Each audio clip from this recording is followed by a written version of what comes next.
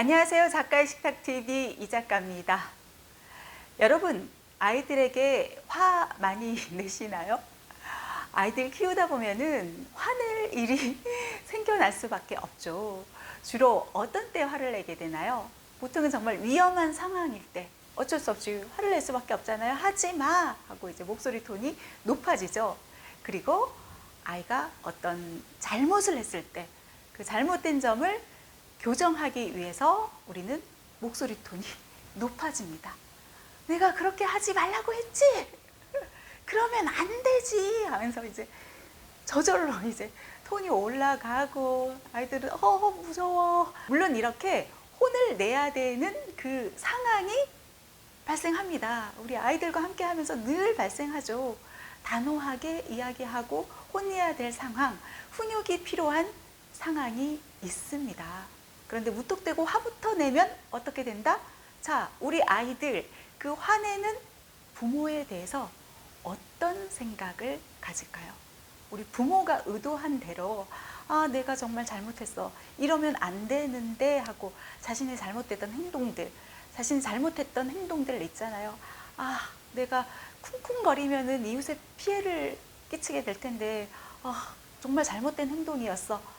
동생과 막 다투면서 싸우는 거는 안 되는 건데 이렇게 자신의 잘못된 행동을 깨달기보다는 오히려 부모님의 그 화에 집중하게 됩니다. 아이들의 뇌가 이 부모의 그 화라는 감정이 아주 세게 두드려 맞게 된 것이죠. 그래서 아이들은 무서워가 먼저 작동이 되고, 그래서 나 잘못된 행동을 했어. 앞으로는 바르게 해야지가 아니라 무서워. 일단 멈추겠어. 그렇게 일단 멈춤이 작동하는 거예요. 그러니까 아이가 안 한다고 해가지고 그게 잘못을 깨달은 게 아니라는 거예요. 그리고 또 어떤 일이 발생하냐 하면요, 아이가 뭐 집안에서 뿐만이 아니라 밖에서 어떤 실수를 했을 때 혹은 어떤 문제가 발생했을 때, 그럴 때 이제 부모의 어떤 도움이 필요한 순간을 맞게 될 수도 있어요. 그러면은 부모에게 가서 어떻게 해야 될지 모르겠어 라기보다도, 그렇게 하면은 부모님이 먼저 나오는 그 반응이 목소리 톤이 높아지고 성질을 내고 화부터 내게 되니까 피하게 되어 있다는 거예요. 솔직하지 못하고 이야기를 안 하고 입을 다물게 되는 그런 어떤 상황이 발생할 수 있다는 거죠. 그래서 저는 아이들에게 강조하거든요. 뭔가 잘못했을 때 엄마 아빠에게 숨기려들지 말아라. 무조건 도움을 요청해야 한다. 무조건 솔직하게 이야기를 해야 한다. 해서 강조를 했거든요. 그랬더니 아이가 나름 말할 때 어떤 한 습관이 생겼습니다. 주로 저희 집에서는 아빠가 좀 이렇게 야단을 치는 경우가 많아요. 이제 아이가 할 일 잘 하지 않았을 때, 뭔가 잘못했을 때 아무래도 걱정되는 그런 어떤 마음 때문에 화부터가 나오잖아요. 그렇다 보니까 그러면은 말하는 게 좀 불안한 거예요. 이걸 말해야 되나 말아야 되나 그렇잖아요. 그런데 어찌됐건 해결은 해야 되겠고 뭔가 또 물어보고 싶고 그런 상황이 발생하잖아요. 그러면은 저희 아이가 하는 얘기가 뭐냐 하면은, 아빠 화내지 말고 내 말 좀 들어주면 안 돼요? 이렇게 이야기를 해요. 성질 내지 마. 어떤 일이 있었냐 하면은 하고 이렇게 이야기를 해요. 그러면은 실제 저희 남편의 말이, 아이가 먼저 그렇게 이야기를 하잖아요. 성질 내지 마. 아빠 화내지 말고 들어보세요. 하면은 스스로 감정을 이제 조절을 하고, 그래. 아이의 얘기에 집중해 주자. 아이의 얘기에 귀 기울여 주자가 된다는 거예요. 그런데 어떻게 아이가 나름 이런 어떤 말 습관을 갖기 시작했다는 겁니다. 저는 저희 남편에게도 이야기를 해요. 아이에게도 감정이라는 게 있다. 그래서 감정을 통해서 움직이도록 하라, 이런 이야기를 해주거든요. 화라는 감정이 필요한 순간도 분명 있습니다. 하지만 무언가를 정말 아이가 해내겠다, 하겠다, 뭔가를 바꿔보겠다 하는 그런 의지가 생기도록 그런 어떤 감정을 움직여 보는 건 어떠냐라는 그런 이야기를 해주고 있거든요. 그리고 저희 아이에게 또한 마음의 어떤 감정 신호등에 대한 이야기를 해줍니다. 정말 막 화가 나는 순간 아이들이라고 없겠어요. 억울할 거나 그럴 때 있잖아요. 동생이 오히려 더 잘못했는데 혼나게 될 경우라든가, 아니면 뭔가 뜻대로 되지 않을 때 막 소리 지르는 경우들이 있잖아요. 그럴 때 아이에게 제가 이야기를 해줬거든요. 자, 우리 감정 청소를 하자. 긍정적인 감정 청소가 필요하다는 거예요. 그래서 야, 감정 신호등이 너 지금 이제 빨간불이 켜졌는데 일단 멈출까? 노란색으로 일단 가보자. 그리고 우리 폭발하지 말고 초록불로, 안정적인 불로 향하도록 노력하자. 우리 마음 안에도 이런 감정 조절이라는 게 필요해 해서 아이에게 설명을 해주거든요. 저희 집 아이가 7살 때 감정 신호등 이야기를 해줬을 때 안아주면서 퐁 해주면서 얘기했거든요. 일단 멈춤, 노란색으로 가볼까 하니까 신기하게 일단 멈추더라고요. 예, 그렇게 되다가도 또 엄마가 감정 신호등 해서 이야기를 하잖아요. 그러면은 엄마 나 쉽게 되지 않아. 너무 화가 나. 그러는 거예요. 그리고 계속 막 안 좋은 생각만 들어. 그럽니다. 그러면은 너가 좋아하는 걸 한번 생각해 봐봐. 그런 이야기를 해줘요. 너가 기뻤을 때를 한번 떠올려봐. 너 포켓몬 좋아하지? 그러면 네가 좋아하는 포켓몬을 막 상상하는 거야. 예전에 유튜브에서 봤는데 어떤 30대 아저씨 있잖아. 그분은 어린 이런 너희들 같은 초등학생도 아닌데, 그런데 포켓몬 스티커를 모아둔대. 이렇게 자그마한 노트에다가 포켓몬 스티커를 이렇게 붙이고 모아둔대. 그게 바로 감정을 조절하기 위해서래. 막 힘든 순간이 있을 때 펼쳐보면 웃음 짓게 되고, 뭔가 잘 안 될 때 펼쳐보면 웃음 짓게 되고, 뭔가 불안할 때, 무서울 때 보면 미소 짓게 되고, 이렇게 포켓몬 스티커가 자기에게 어떤 긍정의 힘을 전해준다는 거야. 너도 너가 좋아하는 것을 떠올려 보는 거 어때? 해서 이렇게 이야기를 해주기도 하고요. 엄마는 막 뭔가 불안할 때 엄마가 좋아하는 음악을 듣거나 혹은 엄마가 직접 막 노래 흥얼흥얼 거리면서 노래 부르기도 해 해서 설명을 해주니까 그래요? 그럼 난 뭘 하지? 하면서 또 생각을 하는 거예요. 그럼 너가 좋아하는 그림을 한번 그려봐. 아니면은 뭔가 글로써 너네 일기 쓰듯이 너만의 비밀 일기장 해서 일기를 써봐 해서 이야기를 해줬거든요. 우리 아이들에게도 어찌됐건 감정 청소가 필요해요. 긍정의 감정 청소가 필요하다. 긍정적인, 이렇게 부정적인 막 소리 지르고 울고 불고가 아닌 긍정적인 감정 청소가 필요하다. 이런 것들에 대해서도 아이들에게 알려주는 겁니다. 예. 화를 많이 듣고 자란 아이들, 앞서서 얘기했잖아요. 아이의 정서가 좀 망가질 수가 있다. 제가 만났던 이제 친구의 사례를 들어보면요. 친구에게 무언가를 설명해줘요. 이것도 좋은데 이런 식으로 해보면 어때? 이런 식으로 해봐. 라고 이제 알려주는 거예요. 제안을 해주는 거예요. 그런데 그 친구는 그거를 화라는 어떤 감정으로 받아들이는 거예요.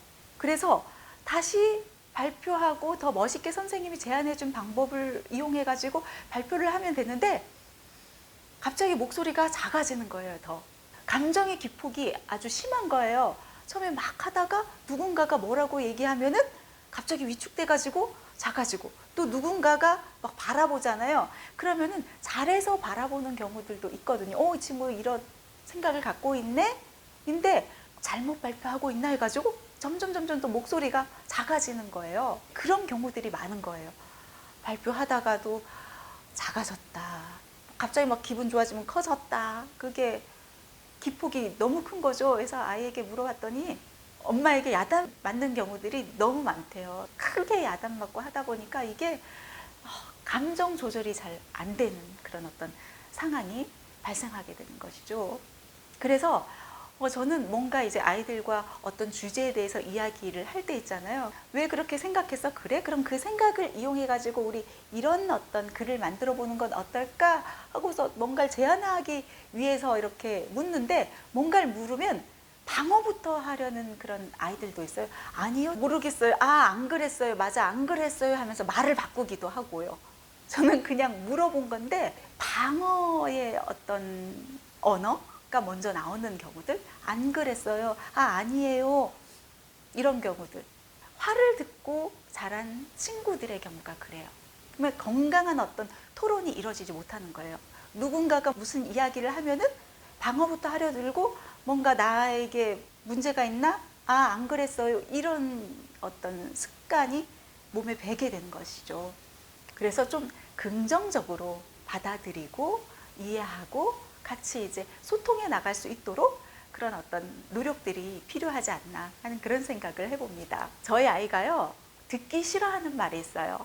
듣기 싫어하는 말. 그 첫 번째 말이 바로 형편없어 라는 말이에요. 아빠, 나는 듣기 싫어하는 말 중에 하나가 형편없어. 그 말 좀 사용하지 말아줬으면 좋겠어. 이렇게 이야기를 하더라고요. 그리고 응. 엄마 왜 그렇게 성의가 없어? 응이 뭐야, 응이. 어떻게 해서 좋았다. 어떻게 해서 싫었다.